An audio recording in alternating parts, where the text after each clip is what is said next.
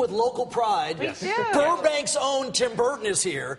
And we were just talking about this. I was a lifeguard at Burbank during college. Your dad worked for the Parks and Rec Department? Yes, he did. Yeah, yeah. And Burbank, you know, was a very special place. It is still a special place, but, you know, it was such an isolated place. I mean, you know, we never knew that there was any place but Burbank. You know, the world ended at the Smokehouse restaurant. Well, it still was sort of does. And you won a contest. You were doing a poster for a trash company, or about? Yeah, I won. I think it was the first thing I ever won. I won a check for $10, and my work was exhibited on every garbage truck in Burbank, which I don't know what that means. It's telling me something, but you know, it's quite a proud moment for me. And then ultimately ending up Cal Arts, of course, and then at Disney, where a long time ago you did I want to say a mini Frankenweenie. Yeah, yeah. But and the thought was that was too. Well, yeah, it was. They thought it was too strange at the time, and but I got the opportunity to do it, which was great. So for me, it was an opportunity to do something, a live-action film, which sort of got me my first job. Well, your first big job was with Pee Wee Herman, right? Yeah, yeah. So it was even though it was never shown to anybody, it was a great experience for me. And this is the thing that's so interesting, because people always, I mean, the Batman movie, you've had this incredible filmography, but was the Pee Wee Herman movie really the keys to the kingdom initially? Yeah, I mean, it was the first time. I mean, he and the producers saw Frankenweenie and another short film I did, and it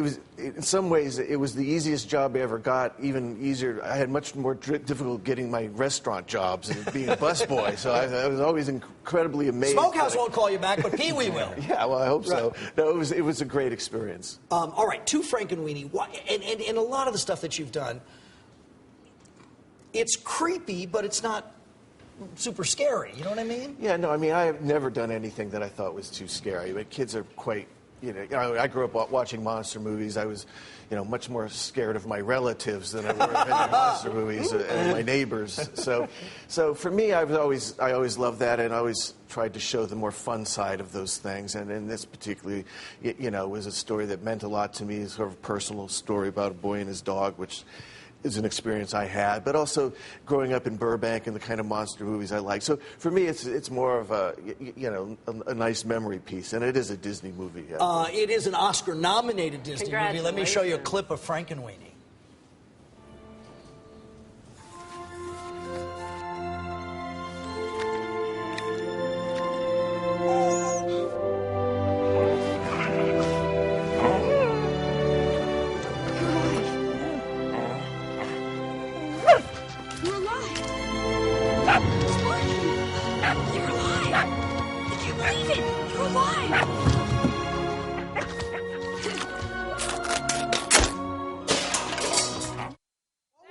In real life, what was that dog's name?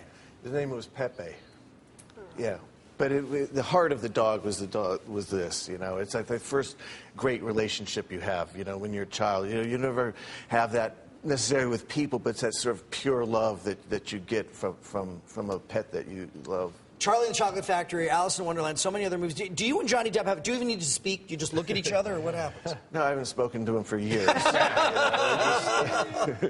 kind of like that Vulcan kind of Star Trek kind of mind meld. What you do is so amazing in that, but let's say you weren't doing this. I'm trying to figure out what job would you be doing, possibly? Well, believe me, there's no answer to that. I've lied awake at night thinking about it. Crossing guard at school? Or...